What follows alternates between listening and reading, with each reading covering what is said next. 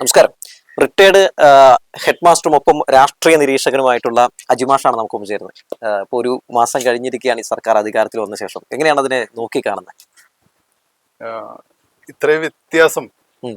ഈ ചുരുങ്ങിയ കാലയളവില് 1.5 മാസം കൊണ്ട് ഇത്രയും വ്യത്യാസം വരുത്തിയ ഒരു മിനിസ്ട്രി ഉണ്ടാവില്ല. അത് ആ വ്യത്യാസം ജനത്തിന് ഗുണകരമല്ല എന്നുള്ളതാണ് വസ്തുത.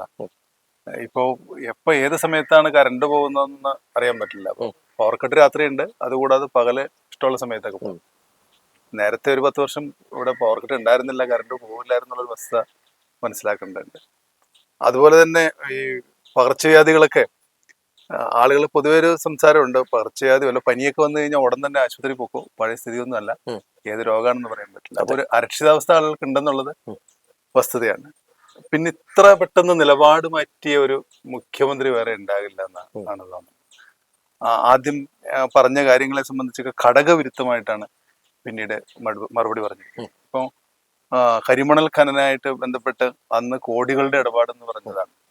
പക്ഷെ ഇപ്പോ ബ്ലൂ എക്കോണമിയിൽ അത് ആകണേന് തടസ്സമില്ല എന്നാണ് ഇപ്പൊ അദ്ദേഹം പറഞ്ഞത്. PM-ശ്രീയെ കുറിച്ച് പറഞ്ഞത് PM-ശ്രീ അറബിക്കടലിൽ നിന്നാണ്. ഇപ്പൊ PM-ശ്രീ നടപ്പാക്കാൻ പോവുകയാണ്. PM-ശ്രീ നടപ്പാക്കാൻ ഞങ്ങൾ നിർബന്ധിതരായി എന്നാണ് അദ്ദേഹം മുഖ്യമന്ത്രി പറഞ്ഞേക്കുന്നത്. 92 കോടി രൂപ LDF സർക്കാർ വാങ്ങിച്ചു എന്ന് പറയുന്നത്. അതെ, അത് PM-ശ്രീയുടെ പൈസയല്ല, അത് SSAയുടെ ഫണ്ട് തടഞ്ഞു വെച്ചേക്കണം. കേന്ദ്രത്തെ സംബന്ധിച്ചിടത്തോളം ലോകബാങ്ക് ഒക്കെ ചെയ്യുന്നത് പോലെയാണല്ലോ അവർ ചെയ്യുന്നത്. ഇത് ഇന്ന കാര്യങ്ങൾ നടപ്പാക്കിയാലേ ഫണ്ട് തരുള്ളൂ എന്നുള്ള സ്ഥിതിയാണ്. അപ്പൊ എന്ന് പറയുന്ന പോലെ അതുകൊണ്ടാണ് അന്ന് ഈ PM-ശ്രീയുമായി ബന്ധപ്പെട്ടുകൊണ്ട് PM-ശ്രീയുടെ പൈസയല്ല, ഈ ഇതിന്റെ SSAയുടെ ഫണ്ട് കിട്ടുന്നതിന് വേണ്ടിയിട്ടാണ് അന്ന് സർക്കാരുമായിട്ടുള്ള നിലപാടുണ്ടായത്. പക്ഷെ അത് പിന്നീട് അതിൽ നിന്ന് പിൻവാങ്ങി എന്ന് പറഞ്ഞുകൊണ്ട് LDF സർക്കാർ അന്ന് കത്തയച്ചതാണ്. പക്ഷെ ഇപ്പൊ അവര് നടപ്പാക്കാൻ പോവുകയാണ്. അപ്പൊ ഏത് മേഖല, ഇപ്പൊ ഇത് ഈ 2 കാര്യങ്ങൾ എടുത്താലും ഏത് മേഖല എടുത്താലും അങ്ങനെയുള്ളൊരു സ്ഥിതിയാണ് വന്നിരിക്കുന്നത്. വീര്യം കുറഞ്ഞ മദ്യം കേരളത്തിൽ ഒഴുകാനുള്ള എല്ലാ സാധ്യതയുണ്ട്. വീര്യം കുറഞ്ഞ മദ്യത്തെ സംബന്ധിച്ച് നേരത്തെ സഭയില് അതുമായിട്ട് ബന്ധപ്പെട്ട് ചർച്ച വന്ന സമയത്ത് ഇത് വലിയ ഡീല് നടന്നിട്ടുണ്ടെന്ന് VD സതീശൻ എന്ന പ്രതിപക്ഷ നേതാവായിരുന്ന സമയത്ത് പറഞ്ഞതാണ്. ഇപ്പോ ധനബില്ലിൽ ഉൾപ്പെടുത്തി അത് പാസ്സാക്കിയിട്ടുണ്ട്. അപ്പോൾ ഉറപ്പായിട്ടും 120% നികുതി കൊടുത്തുകൊണ്ട് ബക്കാടി ഉൾപ്പെടെയുള്ള കമ്പനികൾക്ക് വീര്യം കുറഞ്ഞ മദ്യം കേരളത്തിൽ വിൽക്കുന്നതിനുള്ള സംവിധാനം ഉണ്ട്. അവർ കോടതി പോയി കഴിഞ്ഞു. അപ്പൊ എല്ലാ കാര്യത്തിലും പറഞ്ഞ കാര്യത്തോട് നേരെ എതിർ നിലപാടാണ് ഉണ്ടായിരിക്കുന്നത്. ഏതുമായി ബന്ധപ്പെട്ട് നോക്കിയാൽ വളരെ വസ്തുതയാണ്. പിന്നെ ബഹിരാഷ്ട്ര കുത്തകകളൊക്കെ ചെയ്യാറുള്ള ഒരു പ്രത്യേകത, അവർ സാധാരണ അവരുടെ കമ്പനി നേരിട്ട് നടത്തുന്നില്ല, അവരാരെങ്കിലും വെച്ചാണ് നടത്തുന്നത്.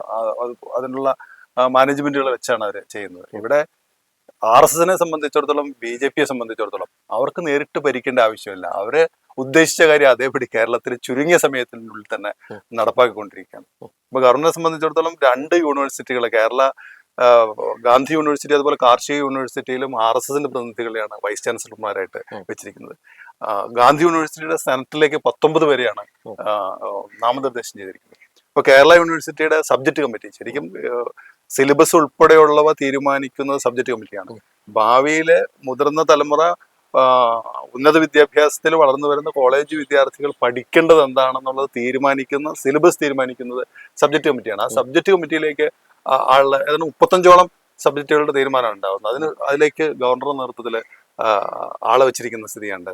സർക്കാരിന്റെ അനുമതി പോലും ചോദിച്ചിട്ടില്ല. അപ്പൊ എന്താണോ ഉദ്ദേശിച്ചിരിക്കുന്നത്, അത് RSSും BJP ഉദ്ദേശിച്ചിരിക്കുന്നത് എന്താണോ അതേപടി നടപ്പാക്കുന്ന ഒരു സ്ഥിതിയാണ്. ഇപ്പൊ കഴിഞ്ഞ ദിവസം ഇന്നലെ ഇവിടുത്തെ കേരളത്തിലെ ഇതിന്റെ തെരഞ്ഞെടുപ്പ് കമ്മീഷനായിട്ട് ബന്ധപ്പെട്ട് ഇനിയിപ്പോ വരാൻ പോകുന്നത് എന്താന്ന് വെച്ച് കഴിഞ്ഞാല്, നിയമം പാസ്സാക്കി കഴിഞ്ഞു കഴിഞ്ഞാല് മണ്ഡല പുനർനിർണയം ഉൾപ്പെടെയുള്ള സംഗതികൾ വരാൻ പോകുന്നത്. അപ്പൊ തങ്ങൾ എന്താണോ ഉദ്ദേശിച്ചിരിക്കുന്നത് അതുപോലെ അത് കൊണ്ടുവരുന്നതിന് വേണ്ടിയിട്ടാണ് RSSന്റെ പ്രചാരകനെ തെരഞ്ഞെടുപ്പ് കമ്മീഷനായിട്ട് വെച്ചിരിക്കുന്നത്. അപ്പൊ ചുരുങ്ങിയ സമയത്തിനുള്ളിൽ വരാൻ പോകുന്നത് എന്താണെന്ന് വലിയൊരു അത്ഭുതമാണ് വന്നിരിക്കുന്നത്. അതുപോലെ ലൈഫ് പദ്ധതിയിൽ LDFന്റെ നിലപാട് അന്നത്തെ മുഖ്യമന്ത്രി വളരെ കൃത്യമായിട്ട് പറഞ്ഞിട്ടുണ്ട്. ഓരോരുത്തരുടെ അഭിമാനമാണ് അവരുടെ വീട്. ആ വീടിന്റെ മുമ്പിൽ വേറൊരാളുടെ പടം വെക്കാൻ പറ്റില്ല, അത് ശരിയല്ല, അവരുടെ അഭിമാനത്തെ ബാധിക്കുന്നു. അപ്പോ KM ഷാജി മന്ത്രി പറഞ്ഞിരിക്കുന്നത് എന്താണ്, ഞങ്ങളത് ഇതിനു വേണ്ടിയിട്ട് ഈ ലൈഫ് പദ്ധതിയായി ബന്ധപ്പെട്ട് അതിൽ വീട്ടില് പ്രധാനമന്ത്രിയുടെ പടം വെക്കുന്നതിന് യാതൊരു തടസ്സമില്ല. ബ്രാൻഡ് ചെയ്യുന്നതിന് ഞങ്ങൾക്ക് തടസ്സമില്ല എന്നാണ് പറഞ്ഞിരിക്കുന്നത്. അപ്പോൾ ഫലത്തിലിപ്പോ എന്താ വെച്ച് ഇപ്പോൾ ഉത്തരേന്ത്യയിലൊക്കെ BJP ഭരിക്കുന്ന സംസ്ഥാനങ്ങളിലൊക്കെ ഇതാണ് സ്ഥിതി. കേരളത്തില് ഒരാളുടെ ഒരു വീട് പണിതിട്ട് ആ വീടിന്റെ മുമ്പിൽ കൊണ്ടുപോയി മോദിയുടെ അല്ലെങ്കിൽ വേറെ ആളുടെ പടം വെച്ച് കഴിഞ്ഞാൽ അതിന്റെ ഒരു സ്ഥിതി എന്തായാലും ആലോചിച്ച് നോക്കി. അപ്പൊ പൊതുവെ കുറഞ്ഞ സമയത്തിനുള്ളിൽ ഇപ്പോൾ RSSനെ സംബന്ധിച്ചിടത്തോളം അവർ വലിയ ആഹ്ലാദത്തിലായിരിക്കും.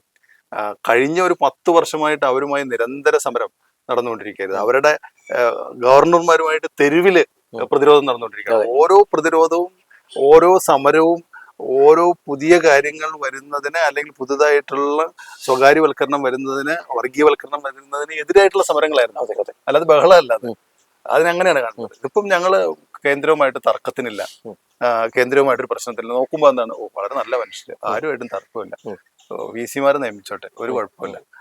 അതുപോലെ തന്നെ മറ്റേ തെരഞ്ഞെടുപ്പ് കമ്മീഷനെ നിയമിച്ചോട്ടെ, ഞങ്ങൾക്ക് പ്രശ്നമൊന്നുമില്ല. പക്ഷെ ഇതിനെയൊക്കെ പ്രതിരോധിച്ചില്ലെങ്കിൽ വരാൻ പോകുന്ന ഒരു സംഗതി എന്താണെന്ന് വെച്ച് കഴിഞ്ഞാൽ ഇവിടെ വളരെ നന്നായിട്ട് തന്നെ RSSന്റെ അജണ്ട നടപ്പാക്കാനുള്ള സ്ഥിതി ഉണ്ടാവും എന്നുള്ളതിന് യാതൊരു മാറ്റവും വേണ്ട. അപ്പൊ അതിലേക്കാണ് പോക്ക് അങ്ങോട്ടാണ് എന്നുള്ളതാണ് വസ്തുത. വേറൊന്ന് തോന്നിയിരിക്കുന്ന കാര്യം കേരളത്തിലെ മാധ്യമങ്ങളെ സംബന്ധിച്ചാണ് തോന്നിയിരിക്കുന്നത്. കേരളത്തിലെ മാധ്യമങ്ങൾ ഇവിടെ ഭരണം മാറിയിട്ട് UDF വന്ന കാര്യം അവർ മറച്ചു വെച്ചേക്കുക. അവർ മനസ്സിലായിട്ടില്ല എന്ന് എനിക്ക് തോന്നുന്നു. LDF-നെ സംബന്ധിച്ച് പോരായ്മകളുണ്ടെങ്കിൽ അവർ തോൽപ്പിച്ചല്ലോ, സ്വാഭാവികമാണ്. അപ്പൊ ഈ LDF എന്ത് ചെയ്തു എന്നല്ല നോക്കേണ്ടത്. UDF-നെ സംബന്ധിച്ചിടത്തോളം UDF ചെയ്യേണ്ട കാര്യങ്ങളാണല്ലോ പറയേണ്ടത്. അല്ലാണ്ട് LDF-ന്റെ കാര്യങ്ങൾ ചെയ്തിരുന്നു എന്നുള്ളതല്ലല്ലോ. അതിനെ LDF ചെയ്തിരിക്കുന്ന കാര്യങ്ങളെ സംബന്ധിച്ച് ജനം വിലയിരുത്തട്ടെ. ഇനി വരുന്നുണ്ടല്ലോ, ഇനി വരുന്ന കാലങ്ങളിൽ ഇത് തമ്മിൽ ജനം താരതമ്യം ചെയ്യും. മാധ്യമങ്ങൾ എത്ര കണ്ട് മറച്ചു വെച്ചാലും ജനം താരതമ്യം ചെയ്യുന്നതിന് യാതൊരു മാറ്റവും വേണ്ട. അപ്പോ ഇവിടെ നടക്കുന്ന ഇത്രയും കാര്യങ്ങൾ, നമ്മൾ ഈ പറഞ്ഞ കാര്യങ്ങളൊന്നുമല്ല, ഇതിൽ കുറെ കാര്യങ്ങൾ 1.5 മാസം കൊണ്ട് നടന്നിട്ടുണ്ട്. അത് ജനത്തിന്റെ അടുത്തേക്ക് എത്തിക്കുന്നില്ല, അതിന്റെ യഥാർത്ഥ സംഭവം എത്തിക്കുന്നില്ല എന്നുള്ള വസ്തുതയാണ്. പ്രത്യേകിച്ച് കേരളത്തിലെ പത്രങ്ങളുടെ പ്രത്യേകത. പത്രങ്ങൾ കഴിഞ്ഞ തെരഞ്ഞെടുപ്പിന് മുമ്പ് ടാർജറ്റ് ചെയ്ത് LDF-നെ ടാർജറ്റ് ചെയ്ത് എഴുതിയതുപോലെ അത് തുടർന്നുകൊണ്ടിരിക്കുകയാണ്. അപ്പൊ അത് കുറെ കാലമൊക്കെ ആളുകളെ എങ്ങനെ ഇത് ചെയ്യാൻ പറ്റും? എല്ലാ കാലത്തും എല്ലാവരെയും പൊട്ടന്മാരാകും തീർച്ചയായിട്ടും. അപ്പൊ അതുകൊണ്ട് UDF-നെ സംബന്ധിച്ച് അവരുടെ സുവർണ അവസരമാണ്. എന്ത് വേണമെങ്കിലും കാണിക്കാം, ആരും ചോദിക്കാറില്ല. ചോദിക്കുന്നത് ആരാണ്? ഇവിടുത്തെ പ്രതിപക്ഷമാണ്. ആ പ്രതിപക്ഷം ചോദിക്കുന്നതിനെ ഏറ്റവും മോശമായി ചിത്രീകരിക്കുന്നതിന് വേണ്ടി മാധ്യമങ്ങൾ, വലതുപക്ഷ മാധ്യമങ്ങൾ തയ്യാറാകുന്നു. സാറേ, ഇപ്പൊ ഈ ഇന്ദിരാഗാന്ധിന്റെ അടക്കമുള്ള കാര്യങ്ങളിലൊക്കെ ഇവർക്ക് കൈകൊള്ളിയിരിക്കുകയാണ്. ഇതൊന്നും ഇന്ദിരാഗാന്ധിയെ കുറിച്ച് പറയാനുള്ളൊരു ഇതെന്താ വെച്ചാല്, ഇന്ദിരാഗാന്ധിക്ക് സ്ത്രീകളെ സംബന്ധിച്ച് അവരെ പരിഗണിക്കുന്നതും അവർക്ക് സൗജന്യമായി കാര്യങ്ങൾ ചെയ്യുന്നതും വളരെ നല്ലതെന്നുള്ള അഭിപ്രായക്കാരാണ്. അപ്പൊ സ്ത്രീകളെ പരിഗണിക്കണം എന്നുള്ള പക്ഷക്കാരാണ് നമ്മൾ. അല്ലാതെ സ്ത്രീകളെ പരിഗണിക്കരുത് എന്നുള്ള പക്ഷക്കാരല്ല. അപ്പൊ സ്ത്രീകളെ പരിഗണിക്കുന്നതിന് ഒപ്പം ശ്രദ്ധിക്കേണ്ട ഒരു കാര്യം, അങ്ങനെ പരിഗണിക്കാൻ വേണ്ടി തെരഞ്ഞെടുത്തത് KSRTC ആയിപ്പോയി. അപ്പൊ എന്താ ഫലത്തിൽ എന്താ പറ്റുന്നതെന്ന് വെച്ച് കഴിഞ്ഞാല് KSRTC ഈ ഒരൊറ്റ കാര്യം കൊണ്ട് തന്നെ നിൽക്കുന്ന സ്ഥിതിയിലേക്ക് വരും. അപ്പോ ഇവിടെ സ്ത്രീകൾക്ക് നേരിട്ട് ഗുണം കിട്ടുന്ന സ്ത്രീ സുരക്ഷാ പെൻഷൻ ഉണ്ട്. അത് 1000 രൂപ വെച്ച് 16 ലക്ഷം പേർക്കാം.